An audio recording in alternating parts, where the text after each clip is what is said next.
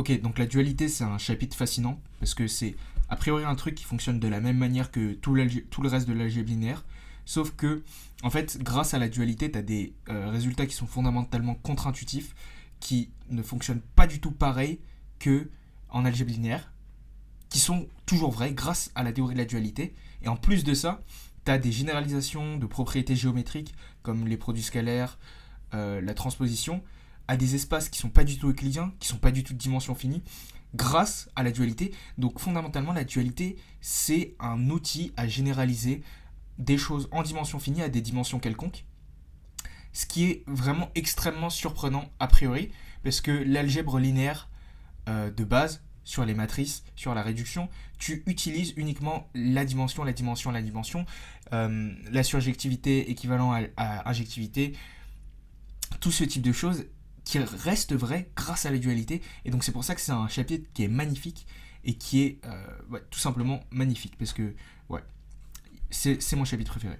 Donc la dualité, on va faire une petite démonstration de la magie que peut apporter la dualité à l'algèbre linéaire en général.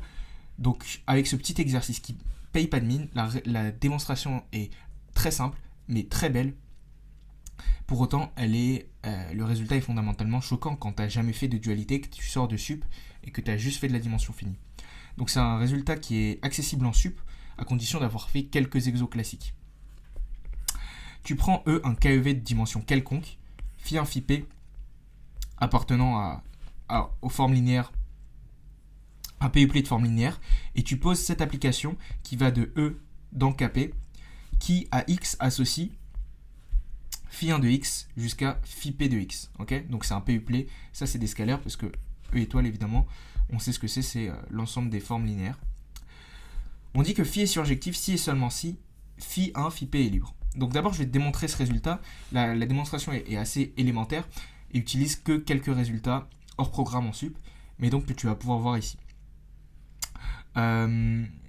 Donc je vais te démontrer ce résultat et après je vais te commenter la formule et pourquoi est-ce qu'elle est choquante, pourquoi est-ce qu'elle est intéressante, pourquoi est-ce que tu peux la trouver magique et pour mieux la retenir et aussi juste pour le kiff quoi. Donc on va supposer que phi est pas surjective et on va montrer que ceci est lié. Okay, donc ça phi est pas surjectif, c'est équivalent à dire que l'image de phi est strictement inclus dans k puissance p. On rappelle, phi il arrive dans k puissance p. Ça c'est équivalent à dire que im-phi est un sous-espace strict, donc il existe h hyperplan de k puissance p tel que im-phi inclus dans h. Donc ça, si t'es pas sûr de cette équivalence, en fait, tu prends juste une base de l'image de phi et ensuite tu la complètes jusqu'à p-1 vecteur et tu vas avoir h qui va contenir du coup la base de phi, donc phi, en plus de et qui sera un hyperplan en plus de ça. Okay, donc ça c'est équivalent à dire qu'il existe phi appartenant au dual de k puissance p étoile, enfin k puissance p étoile pardon, donc au dual de k puissance p tel que l'image de phi est inclus dans ker phi. Donc là, il y a un petit truc. Or, donc si phi appartient à k puissance p étoile, ça implique qu'il y a un lambda p, un PUPLé de scalaire, qu'on peut noter plus facilement grand lambda. Ce sera plus facile pour juste la notation après. Tel que pour tout x appartenant à k puissance p,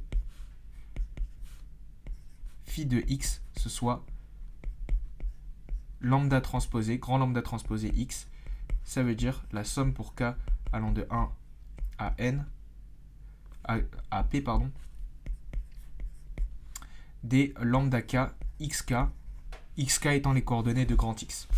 Ça, c'est un petit résultat, donc tu dois montrer que l'application qui va de k puissance p dans k puissance p étoile,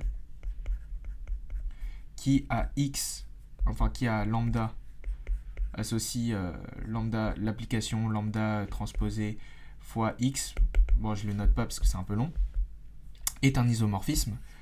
C'est pas très compliqué à montrer et c'est un exercice classique, donc je t'invite à le faire. Donc voilà, c'est à peu près le seul résultat entre guillemets hors programme qu'on utilise. Toutes les formes linéaires de k puissance p sont de la forme grand lambda transposé fois grand x. Donc on va le noter de suite, on va noter ça phi lambda ker phi lambda. Donc avec phi lambda qui à x associe lambda transposé x. Évidemment, ici on va noter grand lambda non nul, parce que sinon on aurait phi non nul. Donc c'est une forme linéaire non nulle évidemment. Parce que quand tu as un hyperplan, c'est une forme linéaire non nulle. Donc grand lambda différent de 0 de kp. Parce que sinon on aurait phi est égal à 0 et ça contredirait ça. Ça c'est équivalent à dire que pour tout x appartenant à E, on a psi de x rond, donc ça c'est dans l'image de x, rond phi lambda est égal à 0. Ça c'est cette inclusion qui est directement là. Si tu le vois pas, je te laisse le réécrire et t'en convaincre, mais c'est vrai.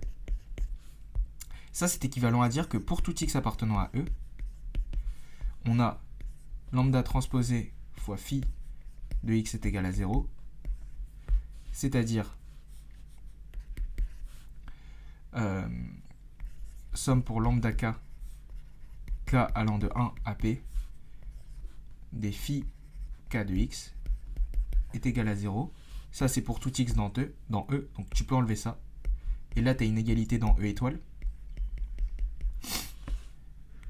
On a dit que lambda était pas nul, donc ça c'est équivalent à dire que phi k pour k allant de 1 à p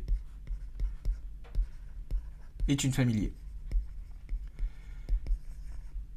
Donc j'espère que tu apprécies un peu cette petite démo, tout en douceur, tu vois, tout en équivalence, tout en bien, tu vois. Franchement, beau gosse la démo, moi j'ai grave kiffé. T'enchaînes les équivalences en utilisant les concepts de dualité basiques que tout le monde connaît. Si t'as un sous-espace strict, un hyperplan est contenu dedans. Il est contenu dans un hyperplan, noyau, tout ça, basique. Très belle démonstration. Déjà pour ça, ça vaut le coup de montrer cet exercice. Mais le truc qui est vraiment choquant, c'est qu'ici, comme j'ai pu te l'annoncer plus ou moins dans l'intro, c'est que ici, tu as un truc surjectif implique libre. Donc la liberté, c'est lié à l'injectivité. Donc ici, tu as de la surjectivité qui implique de l'injectivité. Fondamentalement, la surjectivité, c'est le truc qui est le plus simple c'est le truc le plus dur à démontrer, puisque pour montrer de la surjectivité, tu dois montrer que tout le monde est atteint. Okay, alors que pour montrer de l'injectivité, tu dois montrer que si tu as deux mecs qui sont pareils, c'est forcément les mêmes. Enfin, qui ont la même image, c'est forcément les mêmes. Donc en fait, l'injectivité en général, c'est beaucoup plus simple à montrer que la surjectivité. Pour montrer de l'injectivité, tu as juste besoin de montrer que le noyau est nul. Pour montrer de la surjectivité, tu dois montrer que l'image c'est tout le monde. Beaucoup plus dur. Tu dois te restreindre. Bon, je vais pas m'étendre là-dessus, mais tu m'as compris. Même si tu as fait des exercices déjà en algèbre linéaire, tu as remarqué que l'injectivité, fondamentalement, c'était la propriété simple et la surjectivité, c'était plus compliqué. Et en général, la propriété fondamentale dans toute l'algèbre linéaire de sup et même de sp, qui te donne surjectif implique injectif implique libre, lié, générateur implique libre, générateur équivalent à libre, surjectif implique équivalent à libre, c'est la dimension. La dimension, si tu as les mêmes dimensions, ça te donne générateur équivalent à libre, injectif équivalent à surjectif. En fait, tu as tout. Tout est simple en même dimension. Mais là, le truc vraiment choquant, le truc vraiment que tu peux te dire, waouh, c'est que ici, tu as une dimension quelconque.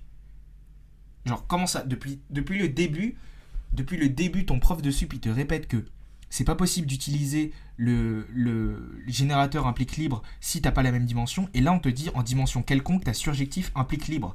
Donc, générateur implique libre.